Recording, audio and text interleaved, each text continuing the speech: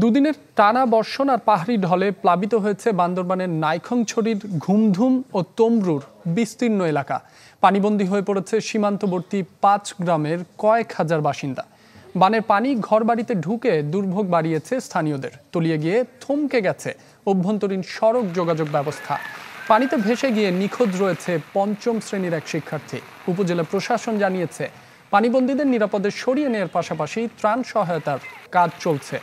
ভারী বৃষ্টিতে বান্দরবান থানচি সড়কে পাহাড় ধসে যোগাযোগ বন্ধ হয়ে গেছে।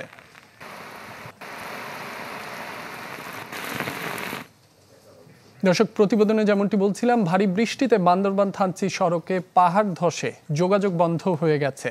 আরো খবর জানাতে সরাসরি যোগ দিচ্ছেন সহকর্মী ইয়াসিনুল হাকিম। ইয়াসিন,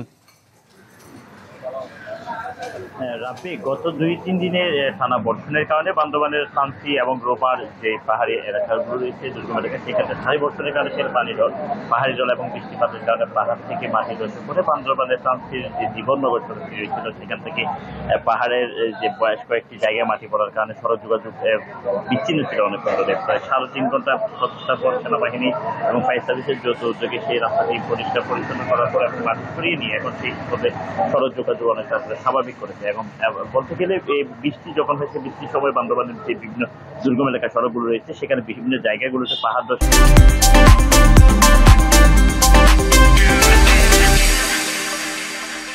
পড়ার কারণে এই ধরনের ঘটনা ঘটতে থাকে বলে আমাদেরকে ফায়ার সার্ভিস কর্তৃপক্ষ জানিয়েছে।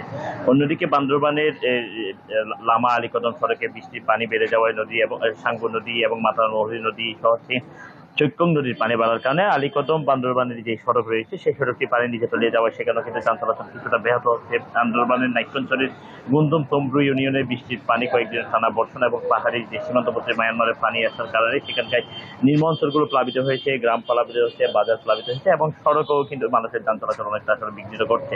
আমরা দেখেছি বান্দরবানের সাঙ্গু নদীর পানিও কিন্তু বিপদসীমার খুব কাছাকাছি দিয়েও প্রতিবাহিত হচ্ছে এবং লামার যে মাতামহরী নদী সেই নদীর পার্শ্ববর্তী যে নিম্ন অঞ্চলগুলো রয়েছে সেগুলো কিন্তু প্লাবিত হয়েছে।